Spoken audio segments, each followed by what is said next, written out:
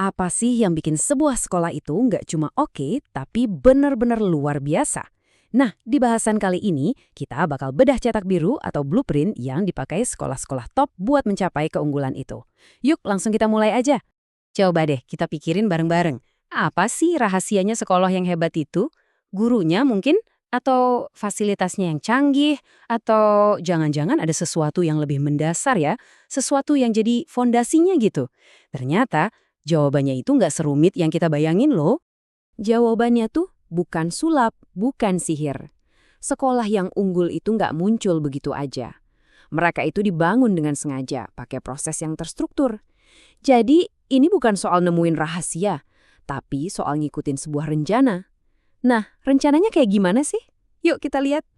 Nah, inti dari rencana ini itu adalah sebuah alat yang fungsinya persis kayak blueprint atau cetak biru. Dan ini penting ya, ini tuh bukan sekedar teori di atas kertas. Ini panduan praktis yang dibuat berdasarkan apa yang benar-benar berhasil di sekolah-sekolah paling efektif di seluruh dunia. Alat ini namanya alat peningkatan mutu sekolah. Nah, ini dikembangkan oleh para ahli di Australian Council for Educational Research atau ACER. Tujuannya sebenarnya simple, tapi powerful banget, yaitu buat ngebantu sekolah ngaca, evaluasi diri secara jujur, terus bikin rencana perbaikan yang berdasarkan data dan bukti, bukan cuma kira-kira atau asumsi doang. Dan ini yang paling penting nih, harus kita garis bawahi. Ujung-ujungnya, semua ini tuh tujuannya buat siapa? Ya, buat siswa. Tiap jengkal dari kerangka kerja ini dirancang cuma buat satu hal, ningkatin prestasi, keterlibatan, dan juga kesejahteraan setiap anak di sekolah itu. Oke, jadi kerangka kerja ini dipecah jadi 9 area praktek inti. Anggap aja ini kayak 9 bahan dasar yang wajib ada kalau sebuah sekolah mau bener-bener jadi unggul. Wah, 9. Kayaknya banyak banget ya buat diurusin. Tenang. Biar lebih gampang, kita bakal kelompokin 9 area tadi jadi 3 pilar utama. Coba bayangin deh, ini tuh kayak fondasi, dinding, sama atap yang ngebangun sebuah sekolah yang kokoh dan hebat. Pilar yang pertama, ini dia, kepemimpinan dan visi. Ini tuh soal arah, ibaratnya kompas sekolah. Kita ini mau kemana sih? Dan gimana caranya biar semua orang di sekolah ini, guru, staf, siswa, jalan ke arah yang sama? Nah, di dalam pilar ini ada 3 hal penting. Pertama, sekolah itu harus punya agenda perbaikan yang jelas dan fokus. Kedua, semua keputusan harus diambil berdasarkan data ya, bukan perasaan atau kayaknya. Dan yang ketiga, semua sumber daya yang ada, entah itu dana, waktu guru, fasilitas, harus dipakai secerdas mungkin buat ngejar tujuan tadi. Coba deh perhatiin kata kuncinya di sini, tajam dan sempit. Ini idenya powerful banget. Maksudnya gini, sekolah yang hebat itu nggak nyoba ngerjain 100 hal sekaligus. Nggak. Mereka justru milih beberapa prioritas paling penting, terus fokus ngerjain itu sampai tuntas dan luar biasa. Nah, itulah inti kepemimpinan yang efektif. Oke, pilar pertama beres. Sekarang kita masuk ke pilar kedua. Ini bisa dibilang jantungnya setiap sekolah, yaitu proses belajar mengajarnya. Apa sih yang sebenarnya terjadi di dalam kelas? Pilar ini punya 4 elemen krusial. Ini soal ngebangun tim pengajar yang emang ahli, bukan cuma individu yang jalan sendiri-sendiri. Terus, soal mastiin kurikulumnya itu jelas dan konsisten. Juga soal gimana cara ngajar itu bisa disesuaikan buat kebutuhan tiap siswa. Dan yang paling penting, ya pakai metode ngajar yang emang udah terbukti efektif. Kutipan ini, nih, benar-benar negasin satu hal yang mendasar banget. Kualitas sebuah sekolah nggak akan pernah bisa lebih bagus dari kualitas pengajaran di dalamnya. Artinya apa? Artinya, pengajaran yang ahli itu bukan pilihan, itu keharusan, it's a must. Dan itu membawa kita ke pilar yang ketiga, pilar terakhir, budaya dan komunitas.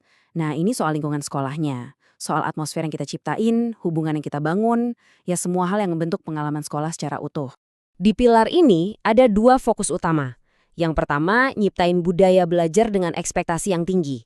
Maksudnya, semua orang di sekolah itu percaya kalau semua siswa itu bisa berhasil. Nggak ada kecuali. Yang kedua, aktif ngebangun jembatan yang kuat sama orang tua dan masyarakat sekitar. Kenapa? Karena sekolah nggak bisa jalan sendirian. Nah, ini pas banget ngejelasinnya. Belajar itu nggak terjadi di ruang hampa. Belajar itu butuh fondasi, fondasi kepercayaan, rasa hormat, dan kemitraan. Gampangnya gini, waktu siswa merasa aman dan dihargai, ya disitulah mereka baru siap buat belajar. Oke, jadi kita udah punya 3 pilar sebagai blueprintnya. Tapi pertanyaannya, gimana caranya sekolah tahu posisi mereka sekarang di mana dan harus melangkah kemana selanjutnya? Nah, disinilah alat ini jadi benar-benar praktis. Ini bukan cuma checklist, tapi ini peta perjalanan. Jadi, fitur utamanya itu ada 4 tingkatan kinerja buat setiap praktek. Mulai dari rendah, sedang, tinggi, sampai puncaknya luar biasa. Ini tuh kayak maksa sekolah buat jujur sama diri sendiri. Oke, posisi kita sekarang di mana ya? Dan yang lebih penting lagi, ini ngasih gambaran yang jelas banget, lebih baik itu kayak gimana sih bentuknya? Langkah demi langkah. Biar kebayang, kita ambil satu contoh nyata ya, budaya belajar. Coba lihat, di sekolah yang levelnya rendah, kita bakal sering dengar staf nyalain latar belakang siswa kalau hasilnya jelek. Oh, soalnya anaknya dari keluarga. Nah, sekarang bandingin sama yang luar biasa. Stafnya justru ngambil tanggung jawab bareng-bareng. Mereka percaya kalau merekalah penentu keberhasilan siswanya. Jadi, poin utamanya di sini apa? Perbedaannya itu soal pergeseran mindset. Dari yang tadinya nyari-nyari kambing hitam, jadi ngambil tanggung jawab penuh. Dari nyari-nyari alasan di luar kendali, jadi benar-benar merasa memiliki proses belajar setiap siswanya. Beda banget kan? Oke, setelah kita bahas semua ini, kita balik lagi ke pertanyaan di awal tadi. Jadi, kenapa sih blueprint ini penting banget? Emang apa bedanya? Jawabannya simpel, karena alat ini ngubah upaya perbaikan sekolah dari yang tadinya main tebak-tebakan, jadi sebuah perjalanan yang terarah dan disengaja. Alat ini ngasih bahasa yang sama, ngasih peta yang jelas buat para pendidik. Hasilnya, ya setiap usaha jadi lebih fokus, lebih berdasarkan bukti, dan ujung-ujungnya nyiptain sekolah yang lebih baik dan lebih adil buat setiap anak. Sebagai penutup, yuk kita renungin pertanyaan ini. Coba bayangkan, gimana jadinya kalau setiap sekolah di negara kita nggak lagi jalan cuma berdasarkan harapan atau untung-untungan, tapi benar-benar dipandu sama cetak biru yang jelas buat jadi unggul?